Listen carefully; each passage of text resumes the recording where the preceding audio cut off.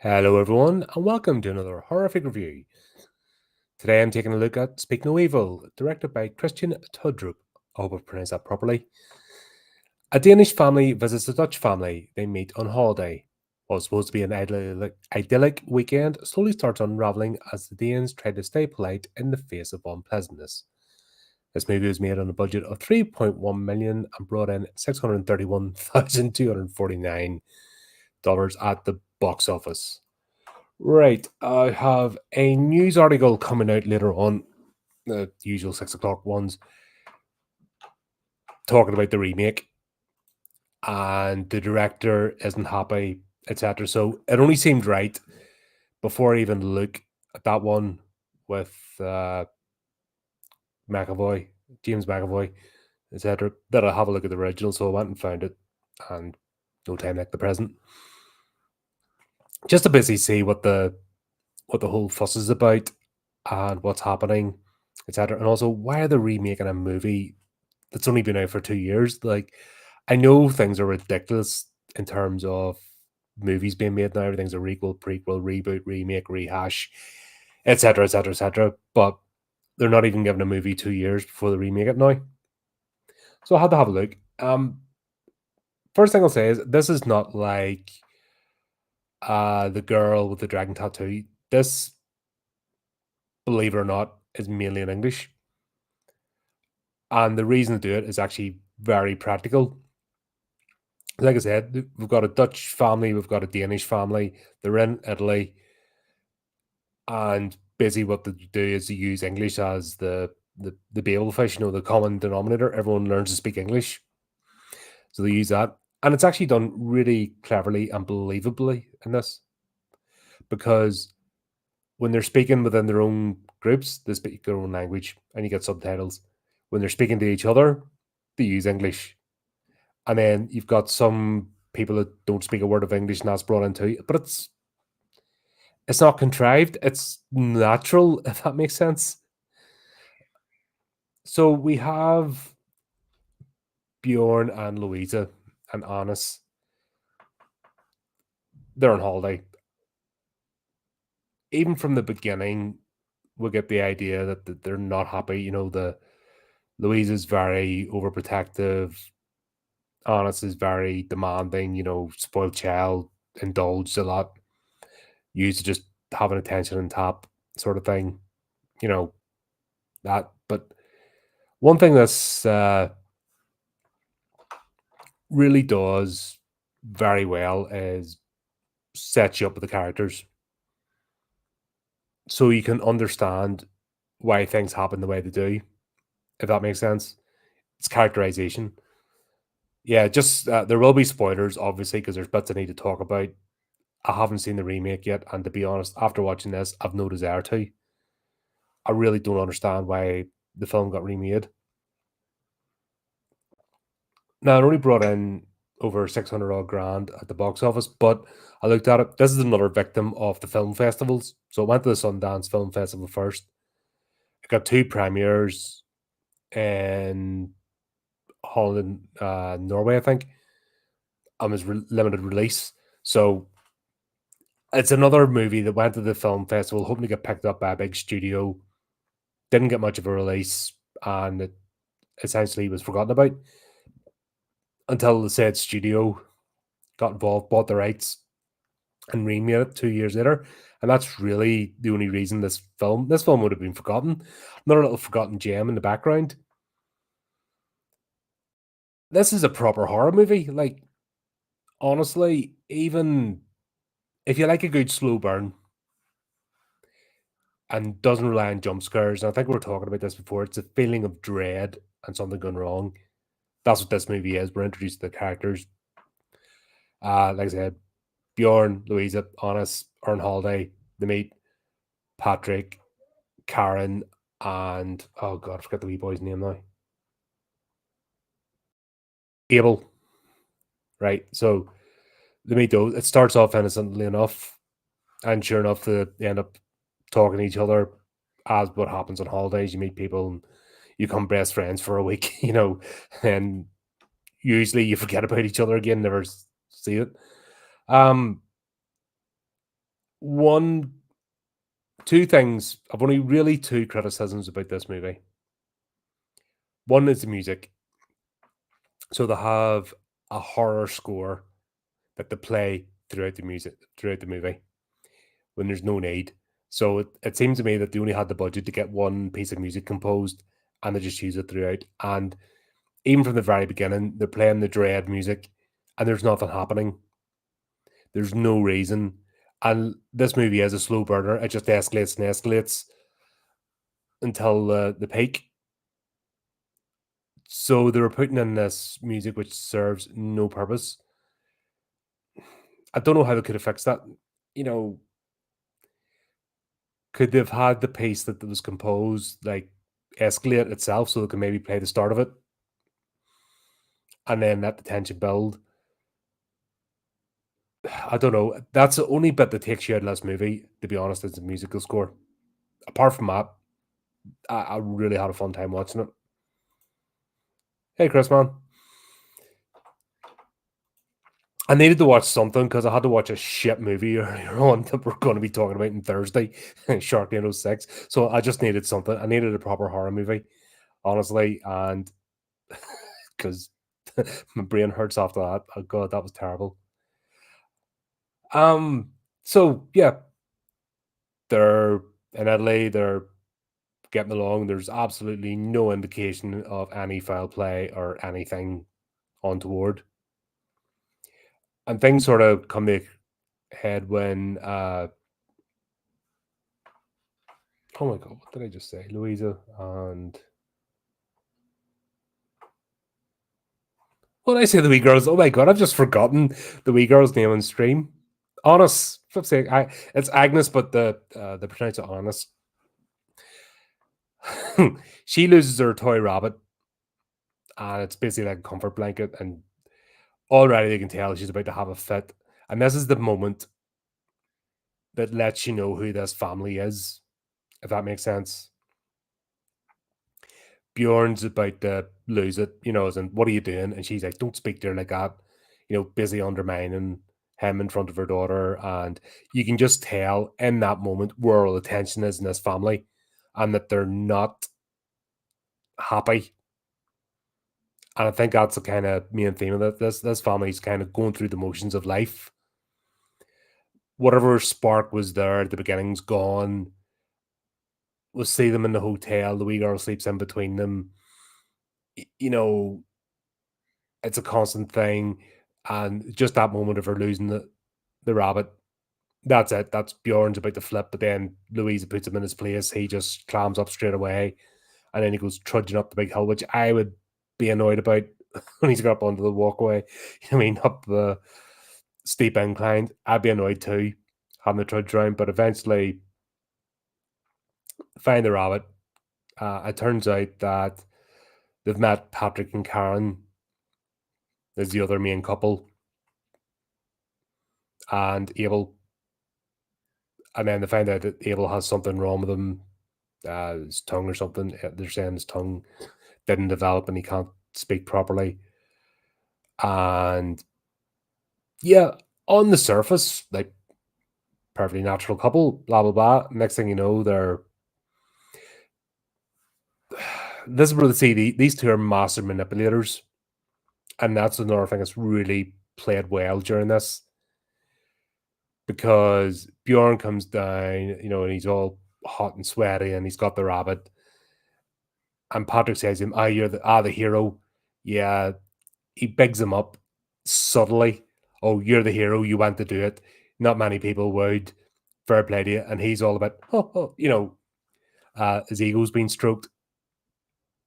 And yeah, that's like straight away when you see how this turns out. These two have picked their alternate couple well, if that makes sense. And that's it. If you're expecting like a slasher movie, or if you're expecting anything, like there's a lot of build up in this. So we're spending time in Italy.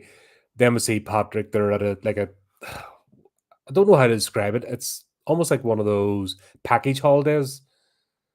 So everyone sits, like all inclusive, so everyone sits together for dinner at the hotel. Uh, Bjorn and Louise are sitting across from this couple who are talking about their cooking class, and they hate it. They're just like, "Why are we here?" Patrick stands up and gives a big speech of apologies. It was us arrived early in the morning. It was me banging. Blah blah blah. Very charismatic and has the crowd. Like the whole crowd of people raptured, not just Bjorn, because actually Bjorn's the one that he's working on. Louisa is she's not duck. Just put it like that. She makes the whole thing. She's a vegetarian, and one of them people has to tell you within the first 5 seconds they're a vegetarian. That type, and yeah. So things carry on. The Bjorn that they go back to their normal life. They're in their apartment, and this is supposed to be, I think, a few months later, or about a decent bit of time's passed. They don't really tell you, but you don't need to. It's they get a postcard out of the blue,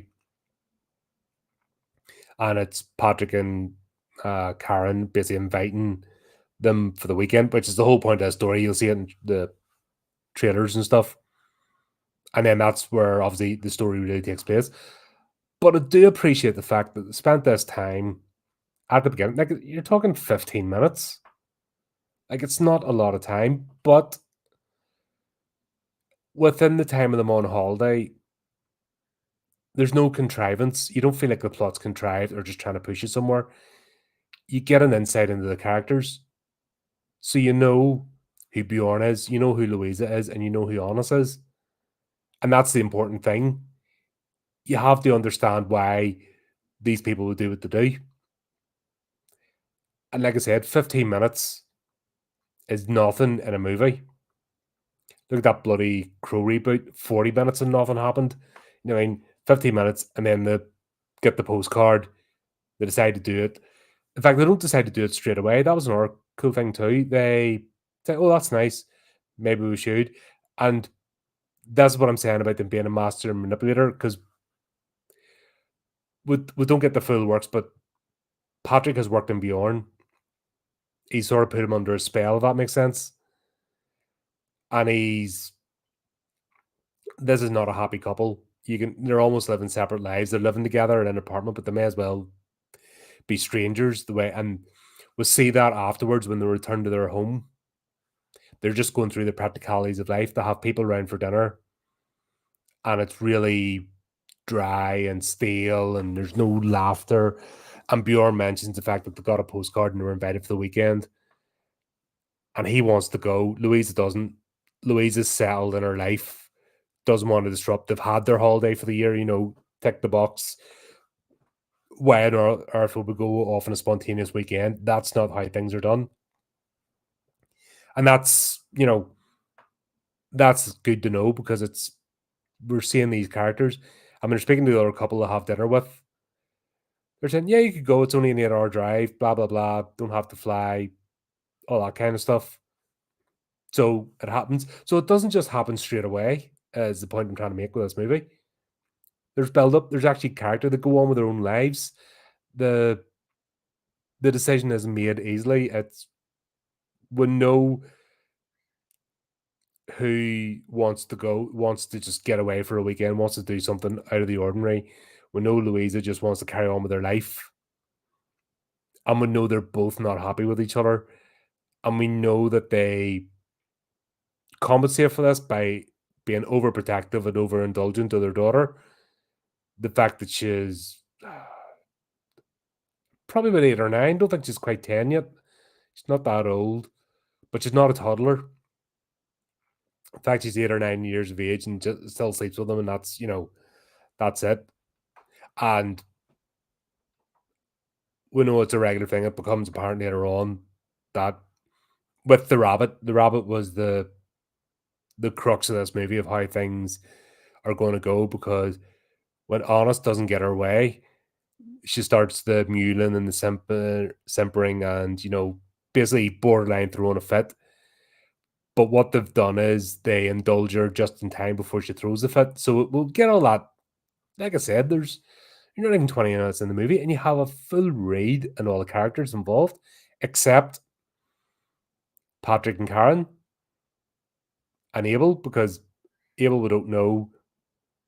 He's shy apparently, and I think the remake trailer really spells it out.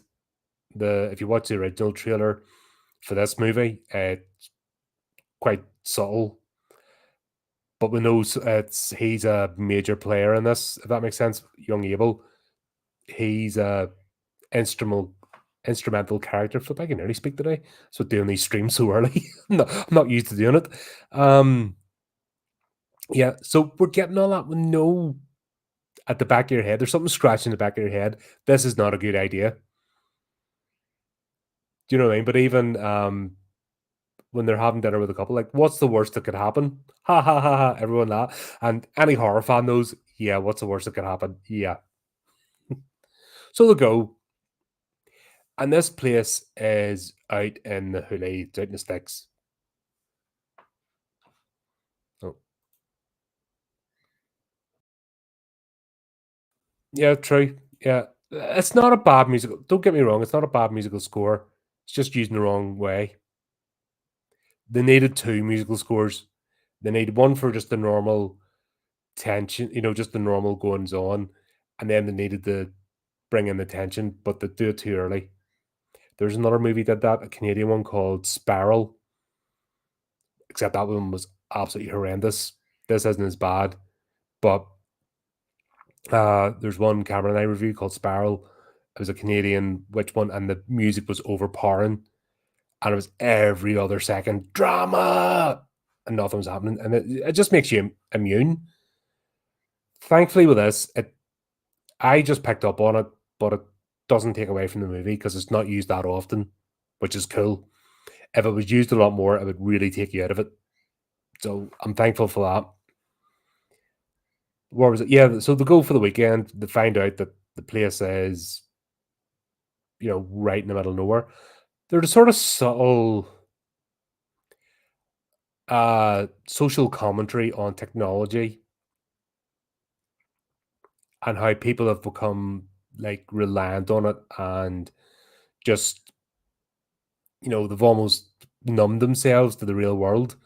And actually, there was a scene. I'm sorry, I'll jump back. There's a scene where they're listening to a band, a group perform in the hotel. So it seems like the hotel has certain events on at night, and it's just in the plaza, and they're all around in their deck chairs, or sorry, the little outdoor chairs, and they're watching it. Bjorn is just sitting with a glass in his hand, and he's actually got tear coming down his eyes. He's just immersed in the moment. Everyone else, you can see about, have got their cameras, and you see this beautiful piece of music being played, and then flash, flash, flash, because people are using their rectangles to take pictures rather than actually just appreciating the moment. And a wee bit of a subtle play in society, if that makes sense. And that's sort of touched on a bit more throughout this. Obviously they're going somewhere, there's limited to no signal. They talk about the GPS, like if it hadn't been for the GPS, Louisa says that actually, if it hadn't been for the GPS, we wouldn't have found it. Bjorn's like, I would have found it. You know, she's undermining him the whole way, and these little jabs, and you can see the tension between them, and it's back to who knows how to read a map anymore, that sort of thing. Where God, I started driving and going places. It was the road atlas. You've gotten got it out. You marked your pages. You turned. Basically, what you did is you headed for the main town. You turned the page when you got to the main town to head out. For example, it wasn't hard. Of course, with technology, it's fantastic. It's back to this sort of thing. Technology is great in a lot of ways, but you're not living life if that's the only way you're experiencing the world. It's through a box or a headset or whatever you call it. You need to go out and, as the phrase is, touch grass. And this is a sort of underlying theme throughout this movie. It's not the main story, but it's just subtly woven in. Do you remember subtext? Movies used to have subtext, and it was great, and this is doing it. But we are, even from the first night, they arrive, they're showing where they stand, etc. And Bjorn's cooking like a massive uh, wild hog, so he's basically cooking a leg of hog. Louisa, of course, she's not a vegetarian; she's a pescatarian, which was actually brought up during this. And he basically gets her to take a bite of the meat, and that's a whole challenging her, if that makes sense, on her beliefs. And this is where I'm saying the music, or sorry, the language, the use of language in this, where you don't want this dubbed, for example, because you've got this play, they speak to each other in English when uh, Louisa and Bjorn sort of want to have a quick, you know, like Bjorn says to Louisa in Danish, just take a small bite. And then you see subtle exchanges between Patrick and Karen in Dutch. So they use their own languages when they want to have a little whisper to each other. And then they use English when they're speaking to each other. So it's done very well and it's very realistic. And I don't know if the remake is going to have that subtlety, because apparently it's being Americanized. It's everything's in English, or Dumyanka Stani, not English, their language.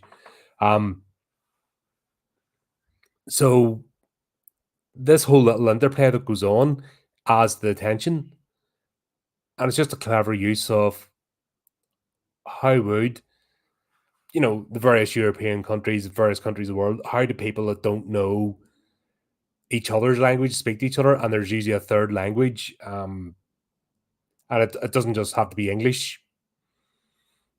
You can see people who use Spanish, for example, as one where they mightn't speak each other's languages, but they can use Spanish, or Chinese. And there's simplified Chinese, there's traditional. I mean, they can use, maybe everyone's been taught a third language of the region and use it, and it's just, once again, there's nothing being preached here. It's just practicality and just showing a practicality and building it into the movie, and it works.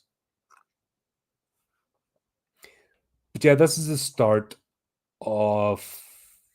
They're only staying for a weekend, but we can see the tension straight away that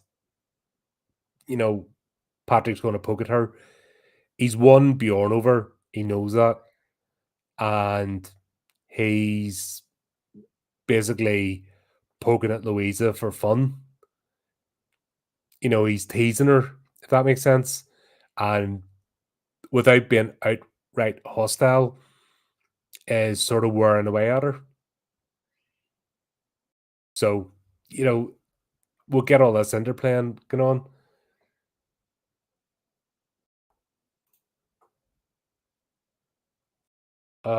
Good. Yeah, and this is where they have the conversation about, like I said, technology and etc.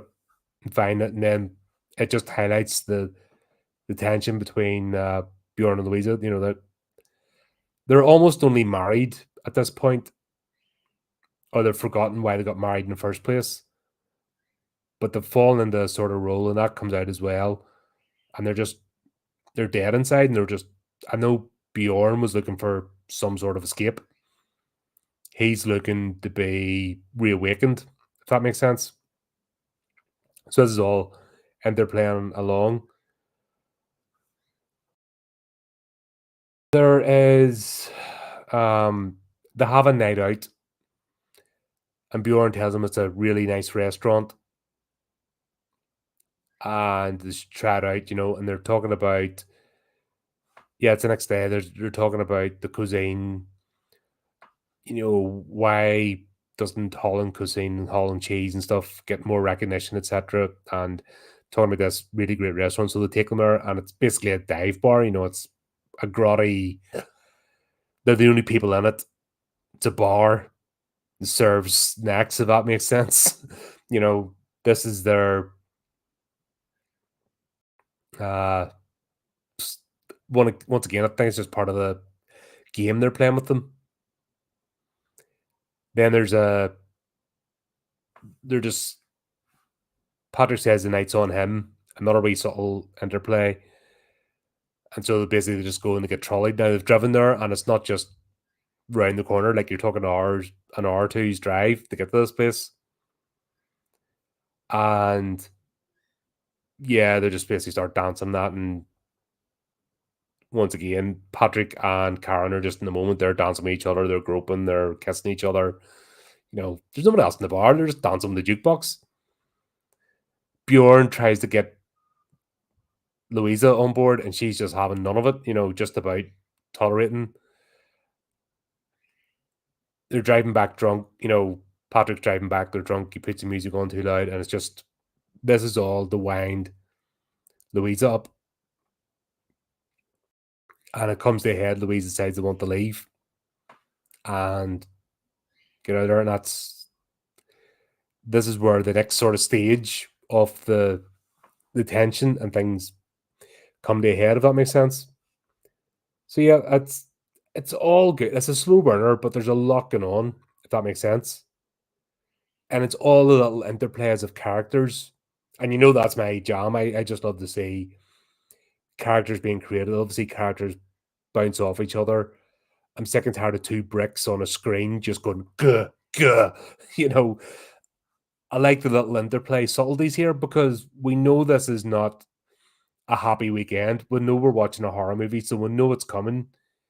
So what we're doing here is we're looking for all the little hints being dropped. Patrick gets Bjorn to pay for the meal, even though he had suggested it. Another thing, and he's got Bjorn twisted around his finger. And, this is part of Bjorn's frustration that he won't stand up for himself.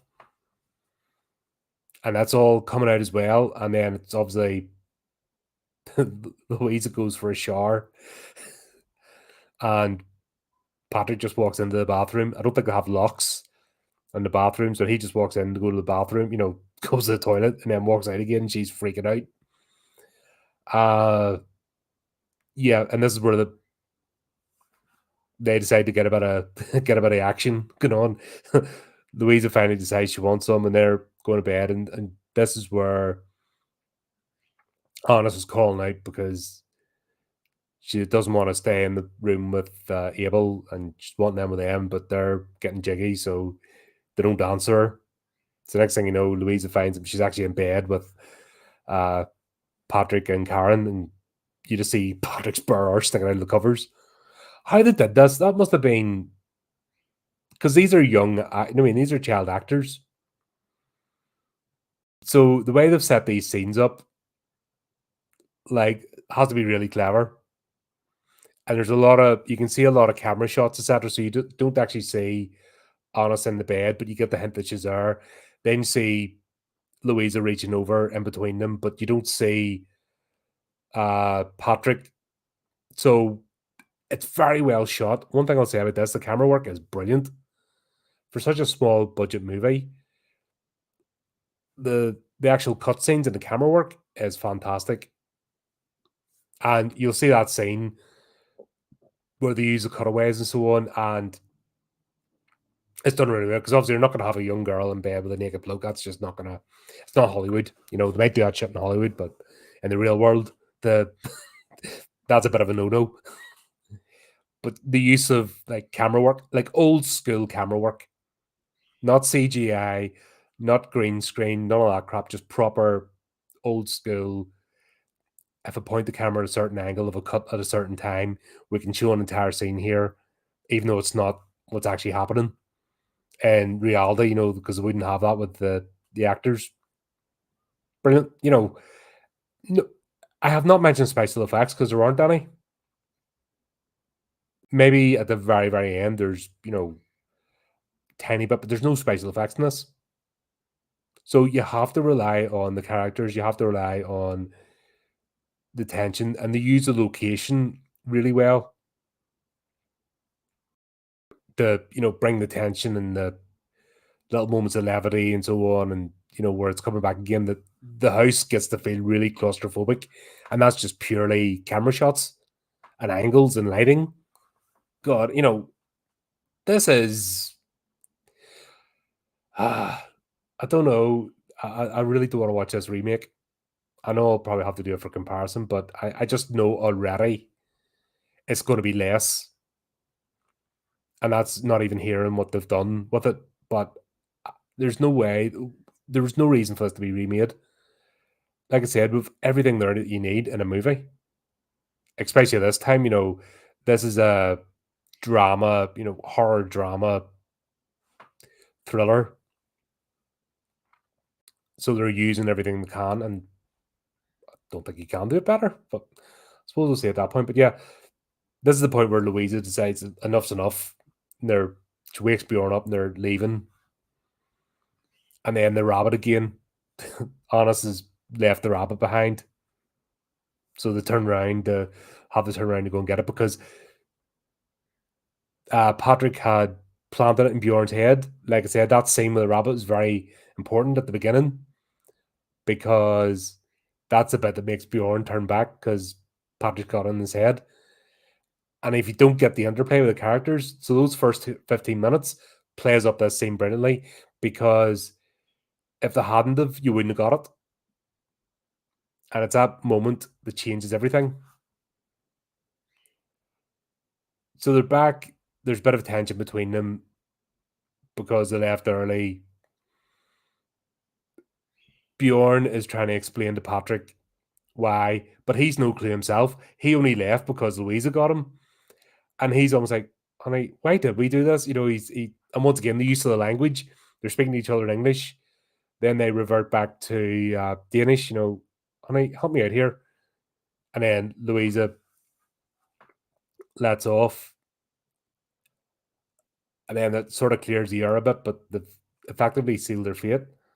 I don't really know if I should go into. That's the turning point in this movie, and then things escalate, and the sort of mask gets dropped from this point onwards. But in thinking about it, I don't know if I want to spoil it because you just need to watch it. It's a good movie. And I haven't even got the remake as a comparison, but I really don't want to. Yeah, I'm not gonna. I'm not gonna spoil it. But that's the turning point. We'll get to there, and then that's where things escalate, which the whole movie implies anyway from the trailers. You know, things are not happy. And you've got two. Well, we've got an extreme personality in the form of Patrick, and that starts to come out more. And then we find out what happens with Abel. Then everything gets revealed, and then we get, obviously the rush towards the ending. Just like it does pick up. It doesn't do what a lot of movies do, is like nothing in the last 15 minutes to cram everything in. There's a good half hour of things coming to a head, things reaching their resolution. And this is where the director had a complaint about the remake because the remake doesn't do it this way. And it's classic, it's what we've talked about in this channel loads of times, the sanitization of horror. So the remake has sanitized the ending of this movie. And what I will say is it's brutal and it's simplistic. It's, I think that's the best way I can describe it. I would have liked to understand a wee bit more, just a little bit more context of why Bjorn and Louisa act the way they do at the end. And I only think because they didn't want a full action movie, we'll get a bit of it, but it doesn't go fully on. But I'm trying not to spoil here, and it's bloody hard to describe, but they act a certain way where really you wouldn't think they would, especially Louisa. Louisa's as surprised at this at the end. And if you've seen her character throughout, the way she behaves at the end of the movie, you're sort of scratching your head going, no, that's not her. But I don't think they could, without making this like 2 hours long or spend a lot of time, There's this is more mental manipulation rather than physical. So that's the underplay here. There's no weapons. Sorry, there's one thing used as a weapon in this whole movie as well, and that's important. But that's it. Everything else is mental. It's all in that mind. It's manipulation. It's choosing the right people. It's understanding people. Uh, it's all this, and you see it come out to play at the final scenes. Everything's been revealed. We know what's going on, and it's dark. Like this is proper dark. I absolutely loved it. I felt that feeling of dread, and I don't get it that often. And you get it. Like you watch the end of this movie and you see how everything's played out, and you're just like, oh God. You know, it would make you worry about going on holiday and who you talk to, etc. That's I think the best way I can describe it. But yeah, I would wholly recommend checking this out first before going to the cinema to see the remake. And I haven't even seen the remake yet. And yeah, I'm going to do it for the channel, but I've really no desire to, if that makes sense. This is a brilliant movie. It's simple. It's not overacted. It's all subtle underplays. It's purely character driven, and it does not mess about. Think almost like this is almost the same level as Let the Right One In, or the original version. It's almost that sort of darkness. So if you've seen that movie and enjoyed it, this is similar. Or God, what do you call that French one? Not Martyrs, but the other one I watched during the marathon, but without the gore, because you don't need the gore in this. Like you get to see, you see what you need to see, and you get the hint, and brilliant.